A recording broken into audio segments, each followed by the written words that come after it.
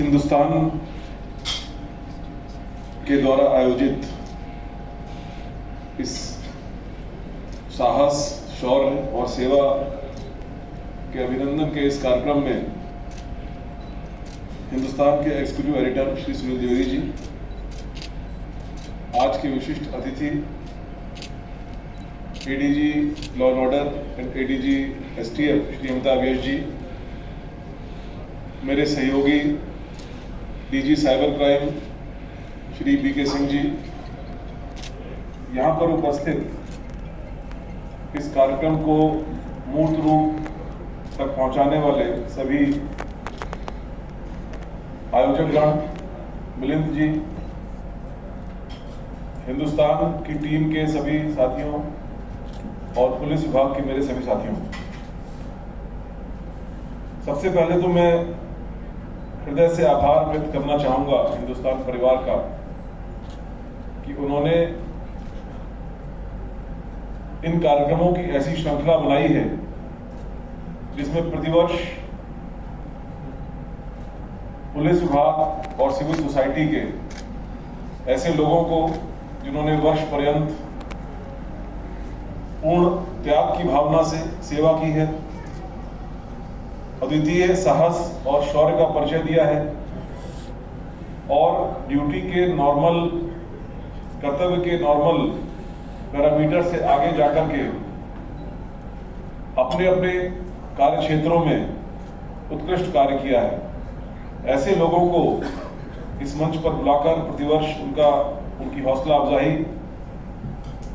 उनका सम्मान और समाचार पत्र के माध्यम से उनकी पहचान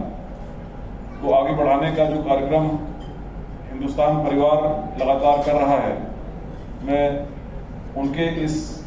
कार्य का बहुत बहुत हृदय से आभार व्यक्त करता हूं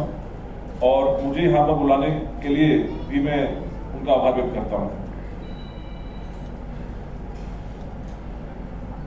साथियों, जैसा कि आप सभी जानते हैं कि पुलिस समाज का एक अभिन्न अंग भी है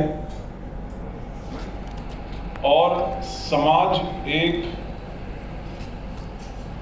rule based, law based, rule of law based तरीके से आगे बढ़े, उसके लिए न केवल जिम्मेदार भी है बल्कि एक उस जिम्मेदारी को विशिष्ट रूप से वहन करने के लिए एक महत्वपूर्ण संस्था भी है।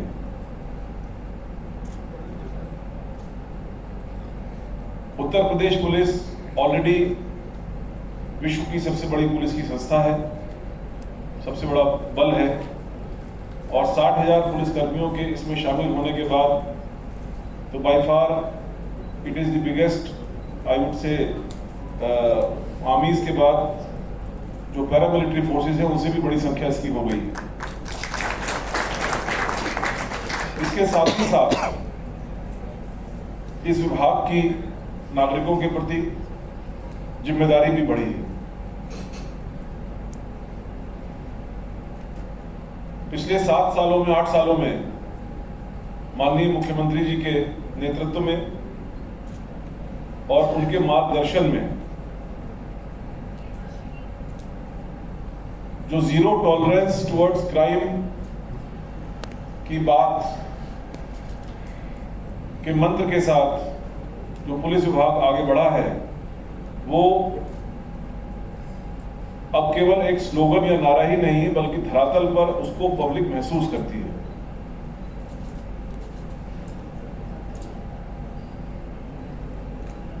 उसको धरातल पर उतारने के लिए जहां एक और उनका माननीय मुख्यमंत्री जी का दृढ़ संकल्प और राजनीतिक इच्छा शक्ति है, वहीं उसको अमली जामा पहनाने के लिए हमारे अधिकारियों ने, हमारे सहयोगियों ने, हमारे कर्मियों ने दिन रात एक करके अपने प्राणों को जोखिम में डालकर विभिन्न प्रकार की प्लानिंग और स्ट्रेटजीज के तहत इंटेलिजेंस बेस्ड ऑपरेशन करके उसको साकार रूप दिया है। समय के साथ साथ जो चैलेंजेस हैं वो बदलते रहते हैं। समय के साथ साथ जो चुनौतियां हैं वो नई आती रहती हैं। मैंने ऐसा महसूस किया कि खास तौर से कोविड के बाद, कोविड का ऐसा एक कालखंड रहा 2 साल का, जिसमें हम सभी लोगों का जो व्यक्तिगत जीवन है, व्यक्तिगत जीवन की दिनचर्या जो है, वो दिनचर्या काफी हद तक mobile, computer, e-commerce, mobile banking, social media, work from home इत्यादि के चारों तरफ घूमती रही। और उसके बाद कुछ इसमें से जो एलिमेंट्स थे वो कम हुए, वर्क फ्रॉम होम कम हुआ, लेकिन बाकी जो चीजें थीं, e-commerce, mobile banking, electronic banking, social media, exponential रफ्तार से दिन दुनी रात चौगुनी गति से उसका एक्सपेंशन हुआ। आज की तारीख में भी आप किसी भी मानक को लेकर देखें, चाहे वो number of mobile phones total संख्या में हो, चाहे वो पर कैपिटा पर लैख पॉपुलेशन पर मोबाइल फोन्स की संख्या हो, चाहे वो पर मोबाइल फोन पर डेटा कितना ट्रांसमिट होता है, डाउनलोड होता है, उसका मात्रा हो, चाहे वो ई बैंकिंग के थ्रू ट्रांजैक्शंस का संख्या हो, चाहे वो जनधन अकाउंट के थ्रू लोगों के अकाउंट्स की संख्या हो, किसी भी मानक पर आप देखें, हिंदुस्तान दुनिया में नंबर 1 पर है, नंबर 2 पर भी नहीं। इसी के साथ साथ किसी भी समाज में ऐसे लोग भी होते हैं जो किसी भी प्रकार के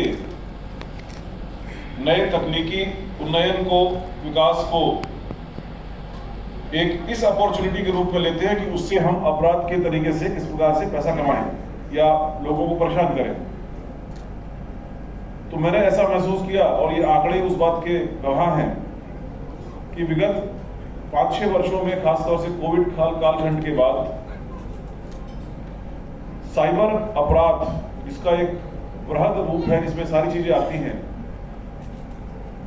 उनकी संख्या में, उनके द्वारा लोगों के ठगे जाने में, उनके द्वारा लोगों के परेशान होने में, सोशल मीडिया पर लोगों की निजता के हनन में गुणात्मक वृद्धि हुई, एक्सपोनेंशियल इंक्रीज हुआ। अभी मैं कुछ आंकड़े देख रहा था, विगत 2 महीने में, जब से मैंने कार्यभार संभाला है, विगत 2 महीने में अगर कन्वेंशनल क्राइम की बात करें तो कन्वेंशनल क्राइम से साइबर अपराध के माध्यम से जो 1930 नंबर 930 पर कंप्लेंट्स आई हैं, और उन कंप्लेंट्स में जो पैसा जाना बताया गया है, कंप्लेंट में बताया गया है, वो मोर देन 50 टाइम्स है। विगत 2 माह में डीजी साइबर क्राइम साहब के निर्देशन में इनकी पूरी साइबर टीम ने अद्वितीय मेहनत करके सभी 75 जनपदों में साइबर हेल्प डेस्क को सुदृढ़ करते हुए, और इन साइबर हेल्प डेस्क को सिर्फ कागज तक सुदृढ़ नहीं किया है, बल्कि एक्चुअली भी आज आप किसी थाने में जाएंगे, किसी भी थाने में, 1538 थाने हैं पूरी यूपी भर में। इससे पहले मैं बताना चाहूंगा कि आज से 10 साल पहले, मतलब ये जो साइबर क्राइम एक्सपोनेंशियली बढ़ा है, उसी के सापेक्ष हमारा भी जो प्रयास है पिछले 10 सालों में बढ़ा है। ऐसा नहीं बढ़ा है। 10 साल पहले पूरे प्रदेश में एक थाना हुआ करता था साइबर का। आज से करीब 4-5 साल पहले, प्रत्येक 6 साल पहले प्रत्येक रेंज हेडक्वार्टर पर एक थाना बनाया गया, 18 थाने हुए। 2 साल पहले प्रत्येक जनपद में एक थाना बनाया गया, 75 थाने हुए। मतलब 6 साल के अंदर ही, 10 साल के अंदर ही 75 गुना थानों की भी वृद्धि हुई। ऐसा किसी और नॉर्मल क्राइम के रिस्पॉन्स इतना फास्ट नहीं होता, लेकिन ये 75 थाने भी कम बढ़ रहे हैं। क्योंकि लोग जब सिंपल नॉर्मल थानों पर जाते हैं तो वो अपेक्षा करते हैं नागरिक कि वहां पर उनकी समस्या का समाधान हो। और जैसे कि मैंने बताया कि वो संख्या इतनी ज्यादा बढ़ गई है कि एक जिले में एक थाना उन सभी समस्याओं को एड्रेस करने के लिए पर्याप्त नहीं है। तो प्रत्येक थाने पर 1538 थानों में प्रत्येक थाने पर साइबर हेल्प डेस्क और उसमें जो कर्मचारी चिन्हित किए गए, नियुक्त किए गए, उनकी मजबूत ट्रेनिंग, उसकी व्यवस्था पिछले 2 महीने में डीजी साइबर साहब के नेतृत्व में कराई गई। और यही कारण है कि पिछले 2 महीने में मैं एक आंकड़ा देख रहा था कि पिछले 2 महीने में 71 करोड़ रुपए साइबर क्राइम के फ्रीज कराए गए पूरे उत्तर प्रदेश में, जो कि पूरे भारतवर्ष में सबसे ज्यादा है। मैं आपके माध्यम से, आपके समाचार पत्र के माध्यम से नागरिकों से भी आग्रह करना चाहूंगा, 2-3 आग्रह करना चाहूंगा। एक तो ये आग्रह करना चाहूंगा कि साइबर क्राइम, चाहे वो डिजिटल अरेस्ट हो, चाहे वो मोबाइल का किसी भी प्रकार से उसमें से डेटा निकाल करके, पैसा निकाल करके ले जाने की प्रक्रिया हो, इसमें कोई भी डायरेक्ट थ्रेट नहीं होता। माने कि कोई सामने नहीं है आदमी जो आपको थ्रेट करे कि अगर पूरे पैसे दे दो वरना मैं तुमको चाकू मार दूंगा, गोली मार दूंगा, थप्पड़ मार दूंगा, whatever. It is only psychology, it is only psychology number 1, and it is only प्रलोभन नंबर 2, कि आप 1 पैसे का 4 पैसा करने के लिए आपको कोई ऐड आया और उस ऐड में एक लिंक लगा हुआ है और उस लिंक को आपने दबाया तो उसमें आप शिकार हो गए उसके। तो प्रलोभन है या साइकोलॉजिकल थ्रेट जो डिजिटल अरेस्ट में हम लोग देखते हैं। तो इसके लिए जो 1930 है उसमें भारत सरकार ने ऐसी व्यवस्था की है कि भारत के 668 बैंक इससे जुड़े हुए हैं। अगर आज अभी कोई घटना होती है किसी के साथ, मान लीजिए इतना सब बताने के बावजूद भी उसके साथ कोई हादसा हो गया, कोई पैसा उसका चला गया, अगर वो इमीडिएटली 1930 पर सिर्फ कंप्लेंट भर कर दे, और जिसकी व्यवस्था भी साइबर क्राइम ब्रांच ने 2.5 गुना उसकी कैपेसिटी बढ़ाई है, नंबर ऑफ लाइंस की उसमें, तो उसमें सिर्फ फोन भर कर दे सिर्फ वो तो, और अपना जो ट्रांजैक्शन आईडी है वो बता दे, उसमें कुछ तरीका होता है 1-2 मिनट के अंदर वो आपसे पूछते हैं वो जानकारी, तो आपका पैसा इमीडिएटली का मतलब इंस्टेंटली आपका पैसा बैंक में फ्रीज हो जाएगा। उस वाले जो मुलजिम है उसके अकाउंट का पैसा जिस अकाउंट में गया है तुरंत फ्रीज हो जाएगा। वहां से अगर उसने इस दौर में दूसरे बैंक में भेज दिया, तीसरे बैंक में भेज दिया वहां से, तो वो भी फ्रीज हो जाएगा। तो आपके समाचार पत्र के माध्यम से एक तो मैं लोगों से अनुरोध करना चाहूंगा कि किसी भी प्रकार के झांसे में, प्रलोभन में या साइकोलॉजिकल प्रेशर में ना आए, और इस प्रकार की जो समय पर हम लोग की अवेयरनेस कैंपेन्स होती हैं, उन अवेयरनेस कैंपेन यूपी पुलिस के वेबसाइट्स पर भी हैं, उनके यूट्यूब चैनल पर भी हैं, उनको देखें। तमाम ओपन सोर्स पर भी हैं। किसी भी प्रकार का अपना OTP इत्यादि ना दें, और साथ ही अगर हादसे के शिकार हो ही जाते हैं तो तत्काल 1930 पर फोन करें। तो ये एक ऐसा क्षेत्र था जिसमें मैं समझता हूं कि बहुत ज्यादा कार्य करने की आवश्यकता थी, है और रहेगी। और मुझे खुशी है कि उत्तर प्रदेश पुलिस इस दिशा में पूरे देश में उन्होंने एक अग्रणी स्थान प्राप्त किया है एक शॉर्ट ड्यूरेशन में, और इसको और आगे ले जाएंगे ऐसा मेरा भरोसा है। अपराध के प्रति जीरो टॉलरेंस, जैसे कि मैंने पहले भी कहा, अब वो मात्र एक नारा नहीं है, कोई एक स्लोगन नहीं है। माननीय मुख्यमंत्री जी की दृढ़ राजनीतिक इच्छा शक्ति, उनका नेतृत्व और कुशल मार्गदर्शन, और यूपी पुलिस के अधिकारियों का जज्बा, इन सब के चलते वो एक हकीकत भी बन गया है, और इस हकीकत को आगे बरकरार रखने के लिए हम सभी कृत संकल्प हैं। इसके लिए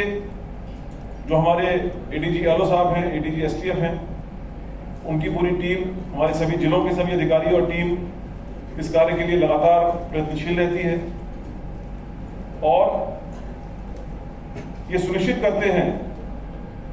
कि अव्वल तो कहीं पर कोई अपराध ना ही हो, और अगर हो भी जाए तो अल्पतम समय में, एक दिन के अंदर कुछ घंटों के अंदर उसमें जो अपराधी हैं वो जेल के पीछे पहुंच जाए।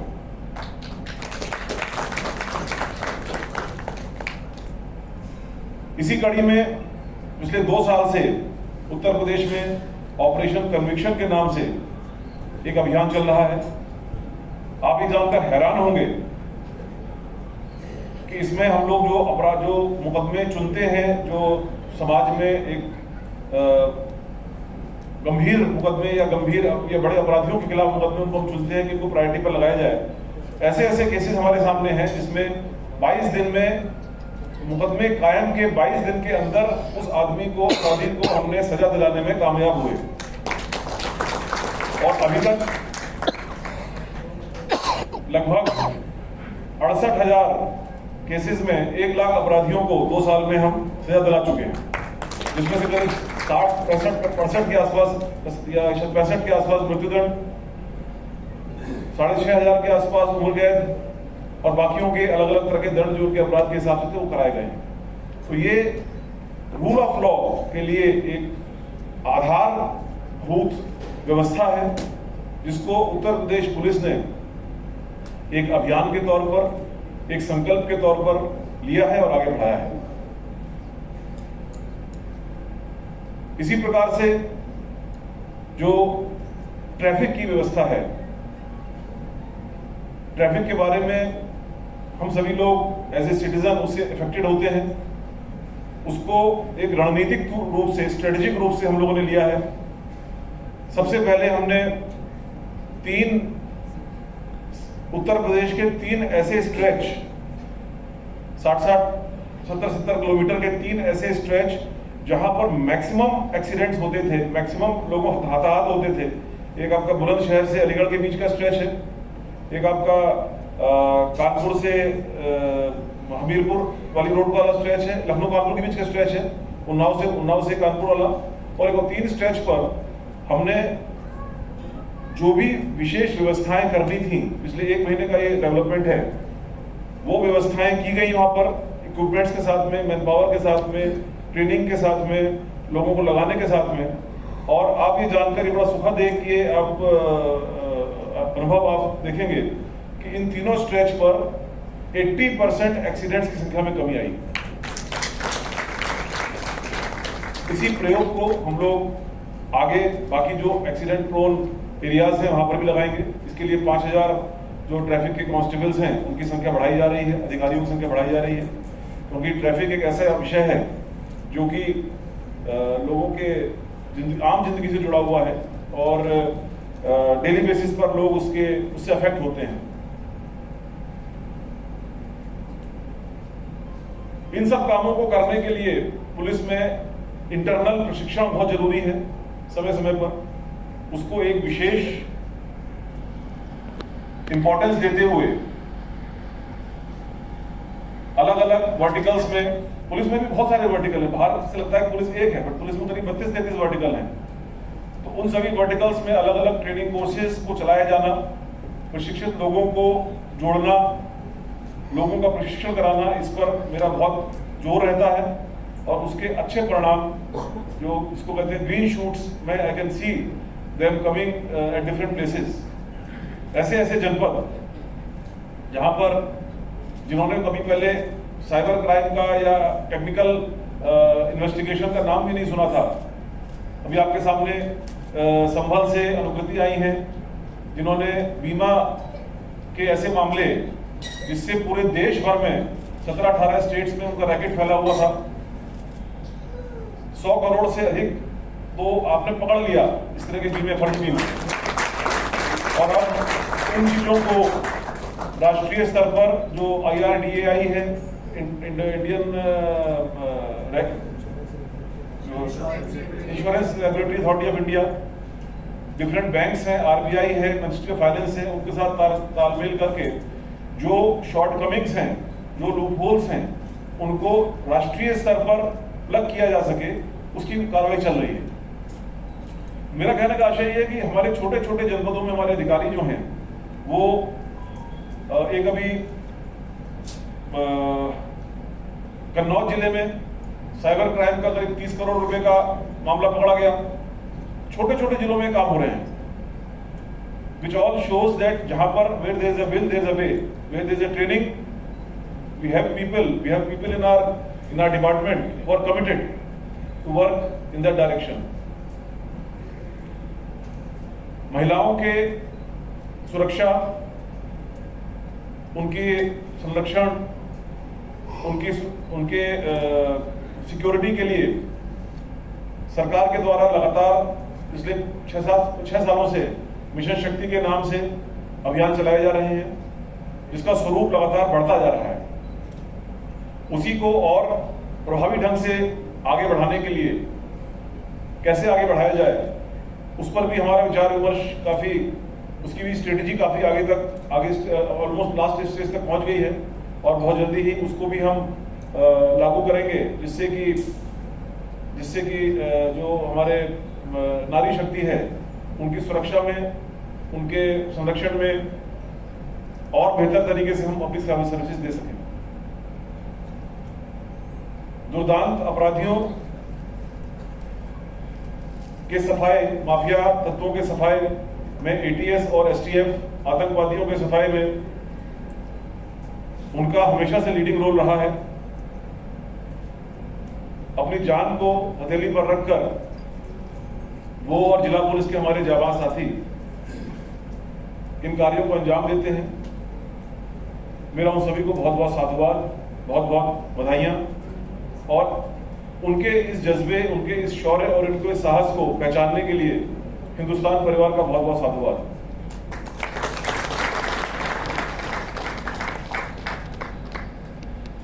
यहां पर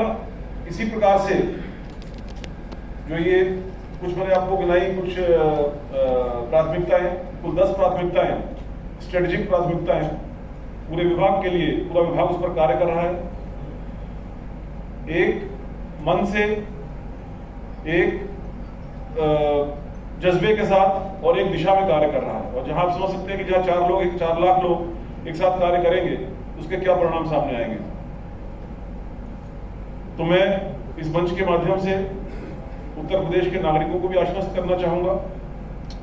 कि उनकी सुरक्षा के लिए हम सभी संकल्प हैं।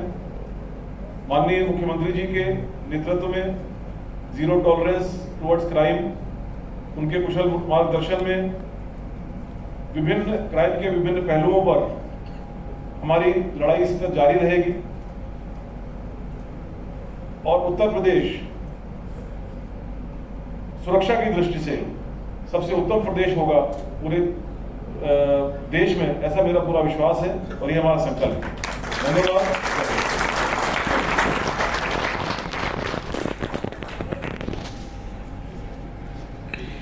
बहुत बहुत शुक्रिया सर। और जैसा कि आपने कहा कि हम हमारे जो हिंदुस्तान मीडिया वेंचर्स के एग्जीक्यूटिव एडिटर हैं सुनील द्विवेदी जी, उनसे अनुरोध करूँगी कि वो मोमेंट देकर हमारे मुख्य अतिथि का सम्मान करें।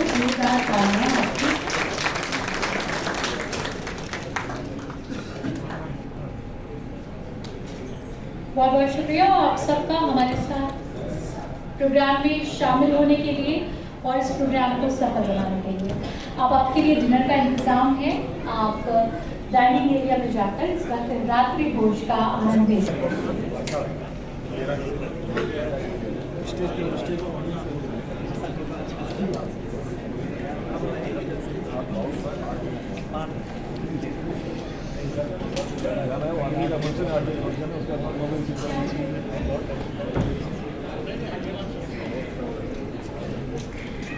Easy.